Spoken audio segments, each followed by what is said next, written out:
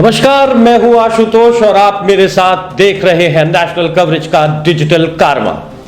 और हम बात कर रहे हैं 2022 में उत्तर प्रदेश में राजनीतिक दलों की चुनाव के जानिब से कैसी तैयारियां हैं। और इसी कड़ी में हमारे साथ मौजूद हैं उत्तर प्रदेश कांग्रेस के संगठन सचिव अनिल यादव जी, जिनके कंधे पर इस बात की जिम्मेदारी है कि वो संगठन के चूल पेंच लखनऊ से लगातार कस रहे हैं और प्रियंका गांधी को आगे आने वाले दिनों में किस तरह का असिस्टेंस उत्तर प्रदेश कांग्रेस दे पाती है, इसके बारे में हम उनसे बात करेंगे। बहुत बहुत स्वागत है आपका अनिल जी हमारे इस कार्यक्रम में।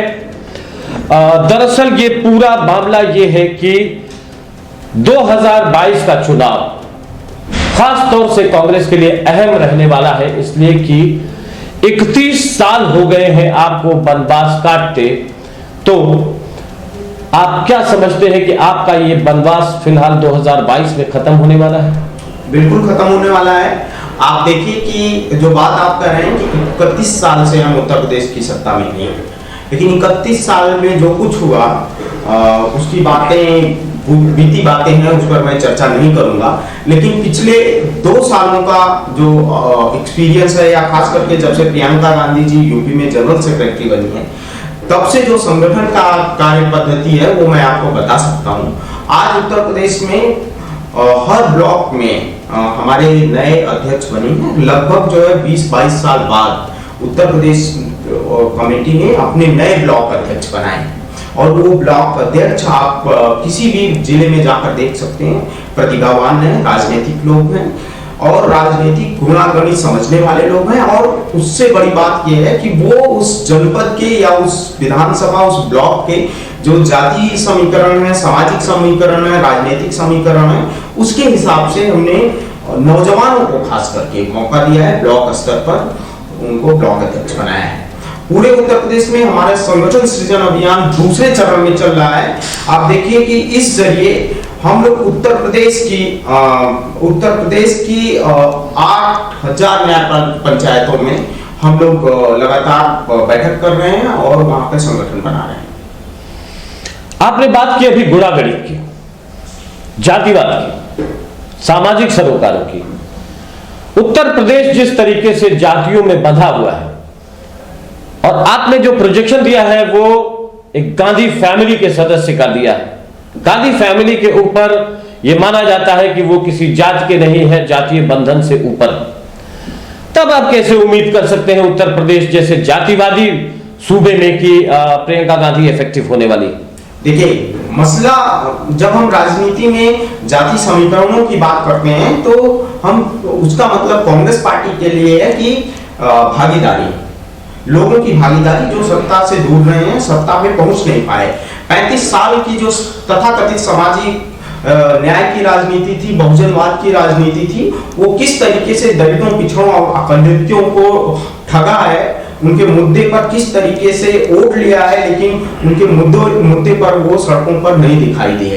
आप देख लीजिए, CNRC का सवाल था, प्रियंका गांधी सड़कों पर थी।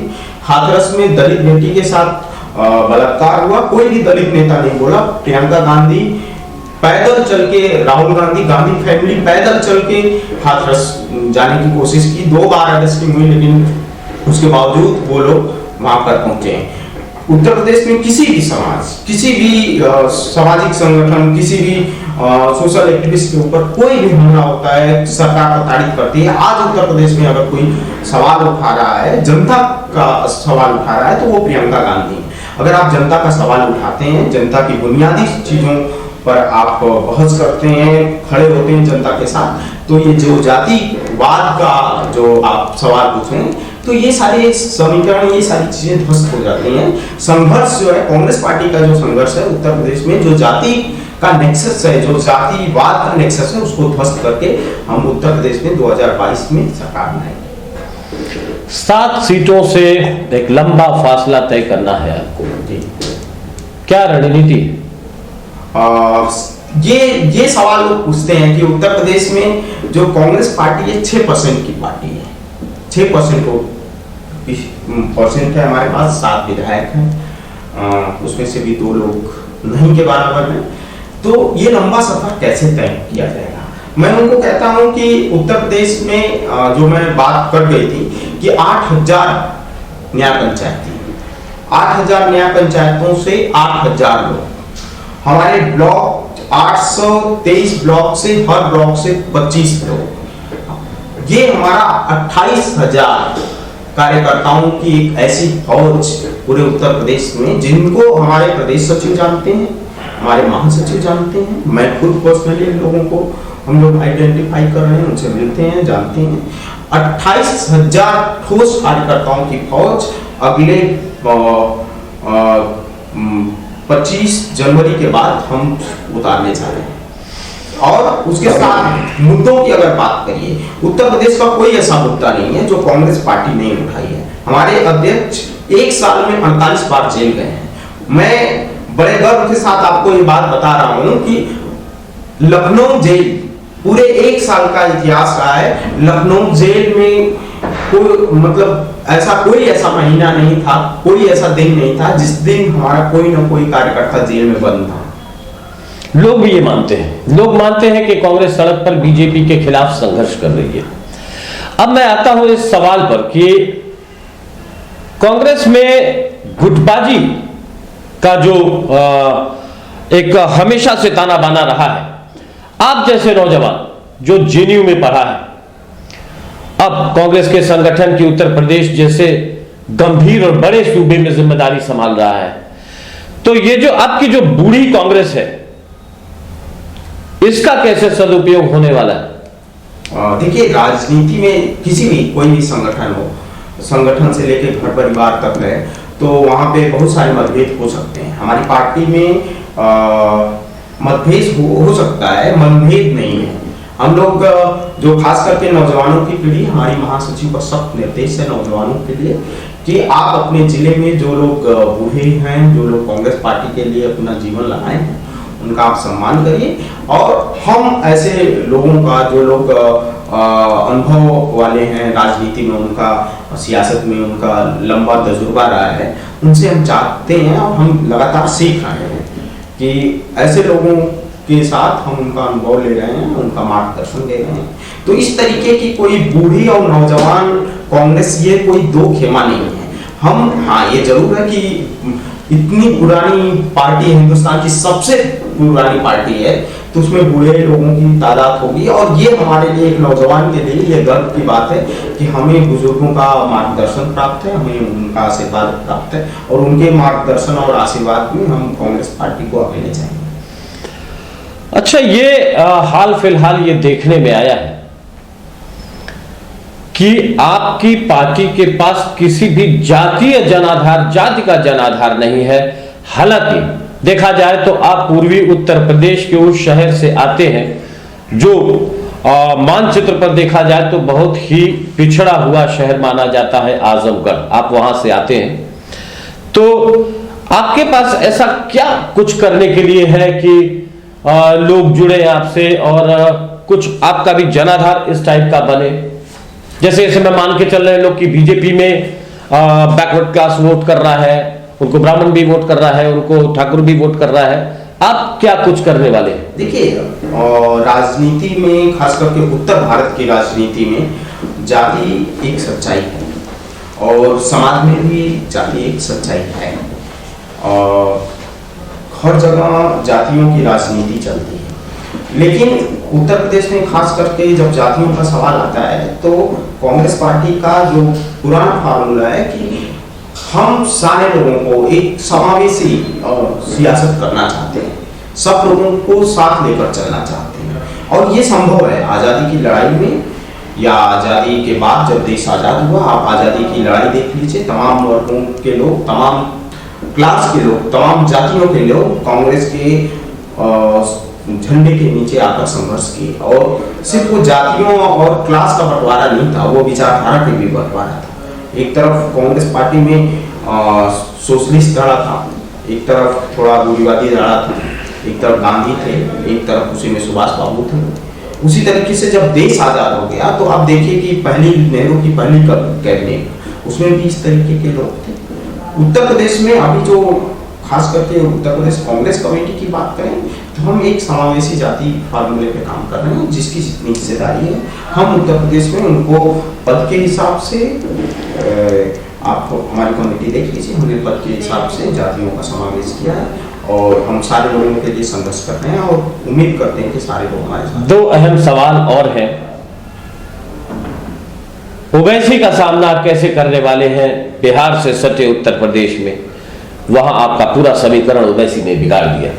अब उत्तर प्रदेश में खास तौर से आप जहां से आते हैं, आज आप लखनऊ में बैठे हैं लेकिन कल आपके शहर आजमगढ़ में ओवैसी आ रहे हैं, कैसे सामना करेंगे? देखिए, जो आप बात कर रहे थे शुरू में, मैं उस सवाल का जवाब नहीं है कि मैं कैसे जिले से आता हूँ, आजमगढ़ से, जो पिछड़ा जिला हुआ है, जो नक्शे तरीके से उसकी बहुत सारी मतलब उसका स्या पक्ष भी है, लेकिन एक उसका और पक्ष है। आप देखिए कि जब आजमगढ़ एक ऐसा जिला रहा है कि बाबरी मस्जिद ध्वंस हुई, जब पूरा देश जो है दंगे की आग में झुलस रहा था, तो हमारे जिले में कुछ इस तरीके की घटनाएं नहीं हुई। उसके बाद बहुत सारे चरण हुए। मैं ये कहना चाहता हूँ कि ओवैसी आए चाहे कोई भी आए, पूर्वांचल या उत्तर प्रदेश में ऐसे लोग जो लोग सिर्फ जो है मजहबी सियासत करते हैं, उत्तर प्रदेश के लोग उनको स्वीकार नहीं करेंगे। और आप देखिए ये, और उत्तर प्रदेश में जो सियासत का या जो कल्चर रही है, खास करके पूर्वांचल की जो कल्चर रही है, वो हजारों साल पुरानी कल्चर है। एक दूसरे के साथ हम लोग मिलजुल कर रहे हैं। तो ओवैसी आ जाए, मोहन भागवत जी आ जाए, योगी आदित्यनाथ जी यहाँ पूर्वांचल में आते ही रहे हैं, हमारे जिले में भी आते रहे और नारा तमाम लगा कि पूर्वांचल में रहना है तो क्या क्या कहना है। लेकिन आज भी मतलब जो भी हो, सेकुलर मिजाज के हिसाब से हमारे जिले की जो तासीर है वो वैसी भी नहीं बिगाड़ सकते, योगी आदित्यनाथ भी बिगाड़ नहीं सकते। आखिरी सवाल है आपसे और बड़ा अहम सवाल है, उसका सीधा जवाब आपसे चाहेंगे हम। क्या प्रियंका गांधी उत्तर प्रदेश की मुख्यमंत्री बनेंगी? ये सवाल ये मैं कांग्रेस का एक छोटा सा नुमाइंदा हूँ, मेरा काम संगठन का काम है, और किसी भी पार्टी में, खास करके कांग्रेस जैसी पार्टी में कौन मुख्यमंत्री होगा कौन नहीं होगा ये तय करना ये हाईकमान का काम है। और AICC कौन सा हाईकमान? वही तो हाईकमान है। ये नहीं, और कौन सा हाईकमान है? मतलब एक लोकतांत्रिक पार्टी है और किसी भी पार्टी में मुख्यमंत्री तय करना ये पार्टी के राष्ट्रीय अध्यक्ष का काम है, या फिर जब चुनाव हो जाएगा तो विधायकों का काम है।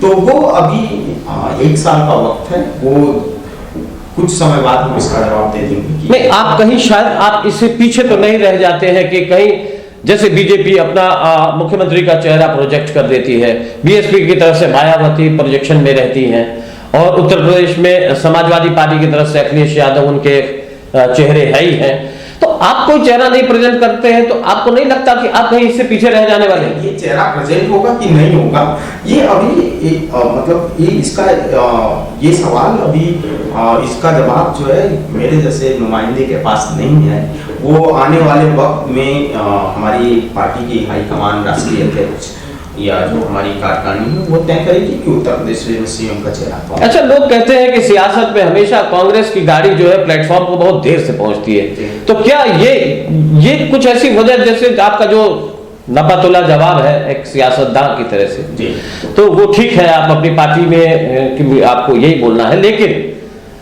लोग जो कहते हैं तो कहीं उसको इससे बल मिलता है कि नहीं पहुंचती है कांग्रेस की ट्रेन प्लेटफॉर्म पर सही समय पर, नहीं फैसला होता। ये हो सकता है कि एक पुराना जुमला हो, लेकिन उत्तर प्रदेश की राजनीति में आप देखिए कि जो जनता का सवाल है, जो जनता की गाड़ी है, वो जनता की गाड़ी के साथ सबसे पहले कौन पहुंचा, हाथरस में सबसे पहले कौन पहुंचा, उपमा में सबसे पहले कौन पहुंचा, उन्नाव में होता है सबसे पहले कौन पहुंचता है, शाहजहांपुर का सवाल आता है सबसे पहले सवाल कौन उठाता है, मैनपुरी का सवाल आता है सबसे पहले सवाल कौन उठाता है। तो जो जनता का प्लेटफॉर्म है, जनता के प्लेटफॉर्म पे सबसे पहले कांग्रेस पहुंचे। बहुत बहुत धन्यवाद अनिल जी हमसे बात करने के लिए।